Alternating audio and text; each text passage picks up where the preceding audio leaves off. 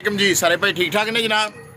लो जनाब शौक करो बच्चे आ गए ने 20 बच्चे ने सर जिन्हें जी गोल्डन ने तो टैडी बच्चे ने सर तो बिल्कुल रेट मुनासिब ही कीमत है सर 500 रुपये पर ने 20 बच्चे रेट च कमी पेशी कोई नहीं। जिस भी जिस भरा पसंद आवे अड़ाने वाले बच्चे ने सर 500 रुपये पर बिल्कुल आउट क्लास बिल्कुल प्यारे बच्चे ने माशाल्लाह बहुत ज़बरदस्त बच्चे ने प्रवासी बच्चे ने भाईजान।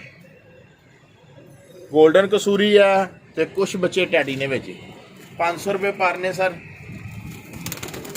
शौक करते जाओ जिस भी जिस भरा पसंद आवे कॉल ते या व्हाट्सएप ते रब्ता कर लवे।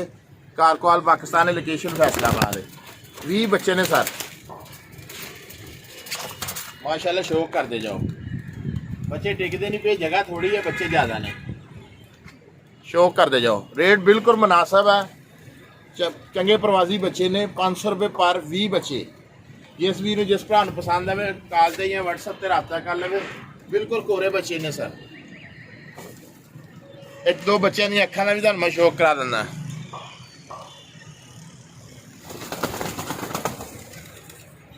ए टैडी बच्चा ये ए गोल्डन बच्चा ये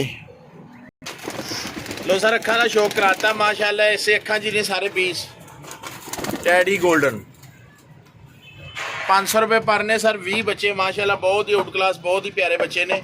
जिस भी जिस भरा पसंद आवे कॉल ते या व्हाट्सएप ते रब्ता कर लवे। प्रवासी बच्चे ने भाईजान बिल्कुल कोरे बच्चे ने बहुत मुनासिब ये कीमत है भरावां वास्ते बोनस है। जिस भरा जिस भी पसंद आवे कॉल ते या व्हाट्सएप ते रब्ता कर ले। उड्डण वाले बच्चे ने सर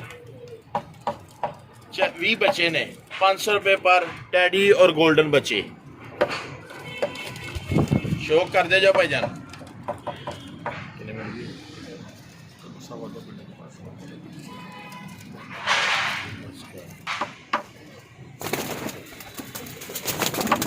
कर दो